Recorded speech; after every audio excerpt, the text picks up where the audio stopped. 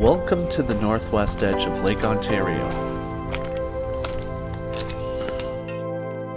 Rusty dock walls, bustling squares, stunning gardens, sandy beaches, noisy piers, scenic harbors, and grassy promenades. From Bayview Junction in the west to Cooksville Creek in the east, let me take you along the shoreline of the western Greater Toronto Area. Let's go.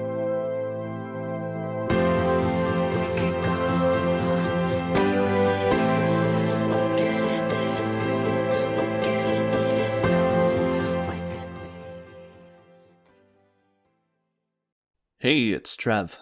It's been a while since I've done a walk video, so today I'll cover 3 walks that I did along the shoreline of the western Greater Toronto Area: Burlington, Oakville, and Mississauga.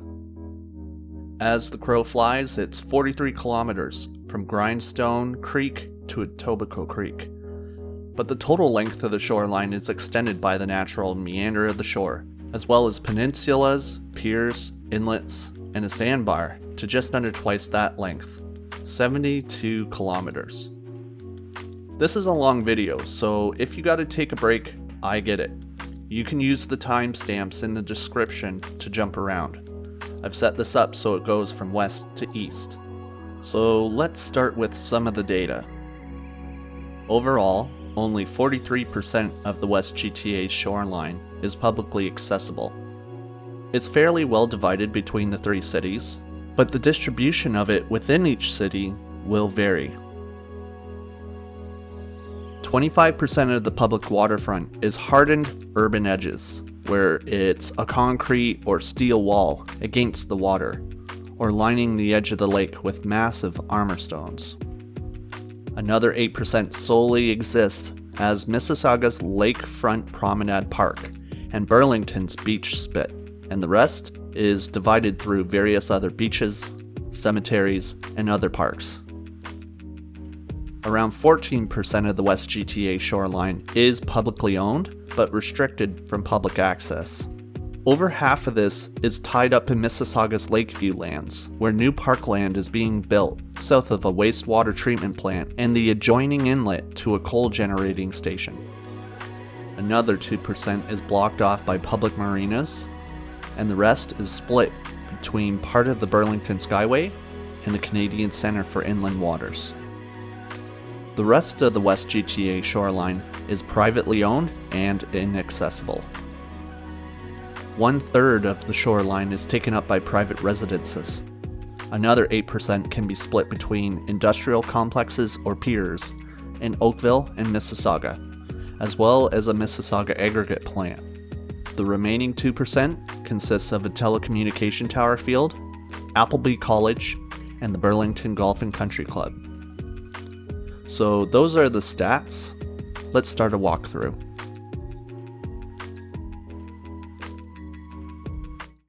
In April 2024, I started the first leg of my exploration at Spring Gardens Road, using a pedestrian bridge over the GO Transit Lakeshore West Line to get down to the shore. This is where Grindstone Creek meets Lake Ontario. Crossing over it takes you into Woodland Cemetery, owned by the City of Hamilton and publicly accessible. Now, most of it sits up on some 30-meter or 100-foot sandy bluffs, but there's a trail tucked in behind some of the graves at the southwest corner. This leads you down the bluff to a sandy spit known as Carroll's Point. It's named after a Great Western Railway director who owned the land before the city bought it in 1920. The edge of the spit offers great views of the bay and harbour, as well as the bridges at the Desjardins Canal and Burlington Canal, which mark the connections between Cootes Paradise and the Greater Lake. After backtracking up the bluff trail, I finished tracing the top of the bluffs, until getting kicked out back to Spring Gardens Road. Navigating around the Bayview Cemetery next door takes you to a formal trail around some condos, but you end back up on Bayshore Boulevard. After weaving through some houses, there's another trail that can lead you down to the bluffs again, but apparently this is private. It looks like the local neighborhood went all in to keep it to themselves. Keep following the streets eastwards, and you come to the what is the pronunciation of that again? Sepulchre. And you come to the Holy Sepulchre Cemetery. Again, there's another trail leading to the water's edge that's all gated off, and yet the bottom looks to be flat and ideal for a trail. You are free to trace the top of these bluffs as well, until private backyards and Danforth Place push you to Hendry Avenue. And this kicks off a major stretch of private shoreline. A brief glimpse of the water's edge at Danforth Avenue is all you get for 1.6 kilometers. Then you arrive at Lasalle Park, the first constructed pier and marina on the west end of the lake. After dodging some nesting geese, I was able to look towards the Burlington Skyway. The real surprise was east of the marina. These utility poles stuck out from the shoreline to provide fish habitat. This was a key project of the Hamilton Harbour Remedial Action Plan, or RAP, which is coordinated by the federal and provincial governments in partnership with the City of Hamilton, City of Burlington, and various other agencies and NGOs. Long story short, Hamilton Harbour was significantly degraded by industrial activity, and the RAP coordinates projects like this to help restore its ecological health. Lasalle Park goes to a tip, but no direct connection exists to Beth Haven Crescent, so you have to backtrack around a pond back to North Shore Boulevard. There's practically no public waterfront between here and the QEW, save for one little park and the ends of a couple streets. Once you reach the QEW, there's a gate that blocks off the east bank of Indian Creek and the west side of the beach spit between Hamilton and Burlington. You aren't missing much here. It's tick infested and wet, and beyond there is a bunch of armor stone protecting the southbound lanes of the highway. That is until 1 kilometer south of North Shore Boulevard. This was another RAP Fish and Wildlife project. These islands were constructed in the winter of 1996 to provide protection from prevailing wind and wave action. The thing is, if you're not looking for it, you're probably gonna miss it. It's not very obvious, and even if you do see it, it doesn't really look like a publicly accessible park. South of that is the Canadian Centre for Inland Waters, a federal water research complex, and one of the leading centers for research in the world. Ironically, they have no public access to their waters. The north end of it looks like public parkland, but no trespassing signs kept me away. I actually asked the federal government about this, and they acknowledged that the public use this area all the time, but it's technically on private property. So I don't know what it's really going to take to make it public, officially. I continued on to the Burlington Canal. This has a big lift bridge I talked about in my Power on the Beach video. The part that surprised me was the concrete pier is actually closed to the public past the mainland. I asked about this as well, and got a response from the Hamilton-Oshawa Port Authority, or HOPA, saying they were actually working on this, working on opening it up. While it belongs to HOPA, they're actually negotiating with the city of Burlington to lease it for public use. So stay tuned. This 250-meter pier will open to the public, hopefully soon. From the Burlington Canal, I headed back north along a calm, sandy beach. This is also where a hydro corridor resides. The shoreline then turns east into Spencer Smith Park. This place always seems to be jam-packed whenever I come here, and this somewhat dreary but warm day in April was no exception. I also took a quick tour of the Branch Street Pier. Past the pier, a small strip was reclaimed as part of a condo development in 2021. And then you get kicked out to Old Lakeshore Road, and this begins a long stretch of privatized shoreline, probably one of the most privatized stretches in all of the GTA. It's just over 9 kilometers along the water's edge, from this point to the Oakville border, and 82% of that is just people's backyards. The remaining 13 pieces of land are mostly little squares at the ends of some roads. I'm not going to go through this in detail, because I already made a video that kind of does a speed run through this section. I'll link to it in the description. I ended this first walk at Burloak Waterfront Park. Burloak, hinting at the fact that this is on the Burlington-Oakville border. I came back here in June, to start my second walk along the shoreline and continue eastwards. Right away, the public realm across the border changed. There was lots of public land that was more evenly distributed than southeast Burlington. The first significant stops were the beaches flanking both sides of an industrial pier. This pier belongs to Suncor, linking up with their terminal north of Rebecca Street. Gasoline, diesel, and furnace oil are unloaded here only once or twice a year, between April and December. Past that were a couple large promenades, or strips of parkland in behind some estates. This really sets the tone for this stretch of land in Oakville. The town credits and honors Harry Barrett for establishing the system of snapping up waterfront property during his 33-year career. First as a member of the planning board, 5 years as a councillor, and then 13 years as mayor. Then you arrive at Bronte Harbour, at the mouth of Bronte Creek. You have a nice beach here and interesting catwalk out to the western pier.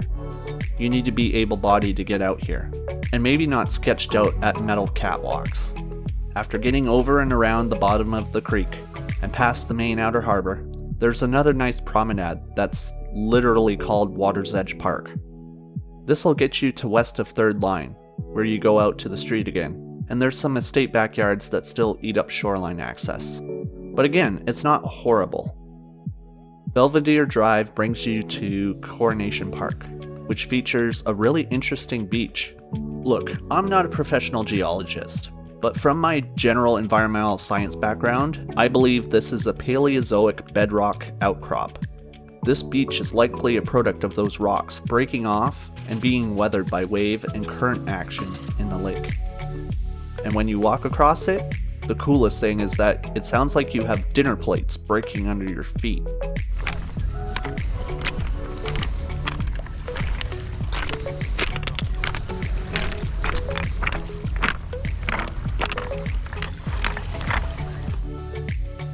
East of this, there's more houses and Appleby College. Then the promenades continue, first at Birch Hill, then Shorewood, and then Holyrood. Shorewood Promenade actually has a fresh new westerly extension in behind a redevelopment of 1 or 2 houses into 20. This is exactly the kind of redevelopment and acquisition that gave rise to the promenade system seen today in Oakville. I had debated coming down here at all, but I'm glad I did. After Holyrood, it's another detour until Oakville's water treatment plant, which has a public trail that leads you into Tannery Park on the west pier of 16 Mile Creek. Then it's half a kilometer up until you can get over the creek at Lakeshore Road. On the east side, it's another park, interrupted by a couple houses, before you go along a skinny stretch of land to Allen Street. A couple more parkettes, a stretch along a lakeside street, and then one more promenade at the end of Bel Air Drive. I'm running through a lot of distance fast here, guys, but honestly, it's so little shoreline parkland over a couple kilometers. And then I'm going up and down each street just to check the box. It's necessary for what I do, but it's exhausting. It adds 50% more distance to my walk. Gairloch Gardens was a nice busy place, and then Edgemere Promenade actually had a neat boardwalk in it. That also marked the end of my second walk. And then this triggers me because not only is the shoreline fractured, it's hard to get there if you're not in a car. Southeast Oakville is a transit desert on the weekend. I had to walk 2 kilometers up Maple Grove Drive and another 2 kilometers down Ford Drive just to end and begin my walks at Cornwall Road. Anyway, I'm going off on a tangent here. The beginning of my third walk was still in Oakville, and there are 3 more promenades until you reach the Mississauga border: Chancery, Carrington, and the south end of Arkendo Park. Then Joshua's Creek kind of marks the border, and it's also what separates you from the Harding Waterfront Estate, a City of Mississauga-owned venue used for lots of weddings and other similar events. I was worried this was going to bar me from entering, especially since there was a wedding that day, but because it hadn't started yet, I was allowed to enter and get to the shore. A pleasant surprise, because to the east of the estate is a large public woodlot, which means more public shoreline. This stretch of the shoreline started off okay, with more large shale dinner plates.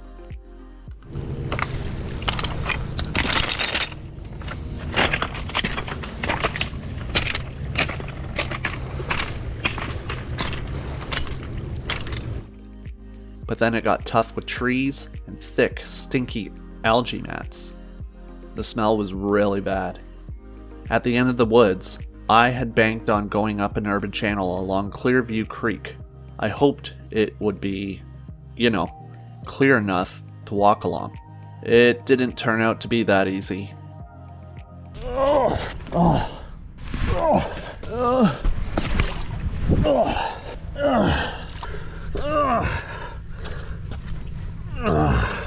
Alright.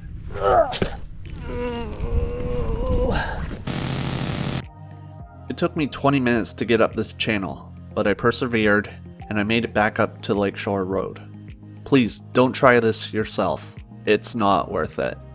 But it would be nice if this part of the shoreline and adjacent woodland was more accessible. After that, we start getting into industrial Mississauga. First up is a pier for an aggregate plant, and then you start getting into Petro-Canada territory. First is a head office, and behind that is the beginning of Lakeside Park. This actually has a really cool beach. It's covered in red bricks that have been worn away by coastal erosion. Then you get through the heart of the park, which has lots of space for a splash pad, playground, and general gathering space. After that, it's a big detour around the Mississauga Lubricants Center. This massive facility used to be a division of Petro-Canada, but while it still bears the brand, it was sold to a US corporation that has a dinosaur for a logo. Not even joking. This facility cranks out over 15,000 barrels a day of various oils, lubricants, and greases for the automotive, industrial, and food sectors. So it's busy, noisy, stinky, and not open to the public. It took me 45 minutes to get around this complex, from the foot of South Down Road to Water's Edge Park. That leaves 1.5 kilometers of closed-off shoreline, and that's not counting the 1 kilometer pier. After getting to Water's Edge Park, my time back at the shore was short-lived, as I had to meander through the Rattray Park estates. This takes you up to the west entrance of the Rattray Marsh, a large free-access conservation area. It takes some more time to zigzag along the boardwalks, but it does take you to a nice large beach area. And this kicked off a long stretch of public parklands, only occasionally broken up by private property. First off was Jack Darling Memorial Park, which was absolutely packed to the gills, at the southern lake area at least. Then it was a detour around the Lauren Park Estates, a private community that's currently railing against a condo development at their northeast corner. There's some irony about a public campaign based on, quote, saving the green space, when this community has exclusive use of 800 meters of private beach shoreline wedged between two public parks. East of that is Richards Memorial Park, which was busy at the shore as well. Another detour leads you around Balboa Avenue and Crozier Court, and then you come to another couple parks around Godfrey's Lane, separated only by a single house.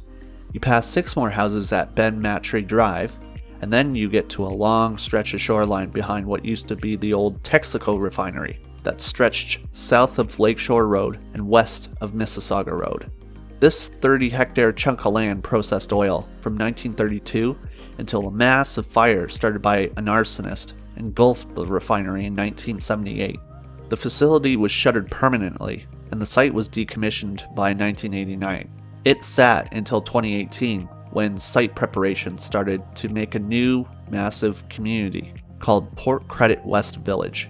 In the meantime, the edge of the refinery lands was set aside for a trail in 2006, providing a direct connection between Ben Matree and J.C. Saddington Parks, and opening 840 meters of shoreline.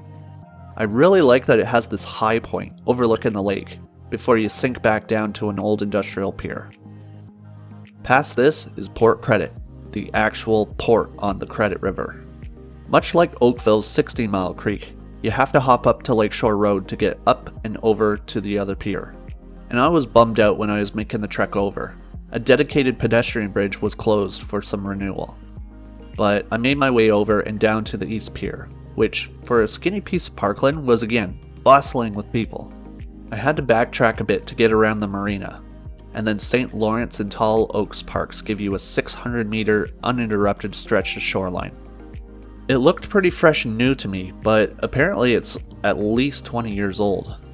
After this is a long stretch of houses with only a small window from Oakwood Avenue, and an alright sized playground at Hiawatha Park. At the end of Cumberland Drive is the Adamson estate. There's a storied settler history behind this property, but to make that story short, is that the Crown granted a large amount of land to Joseph Cawthra in the 1800s in the wake of the Toronto Purchase. And this 5-hectare estate is what's left of that property, now owned and operated by the city of Mississauga. 7 houses is all that separates you from that estate and the last part of the walk, Lakefront Promenade Park.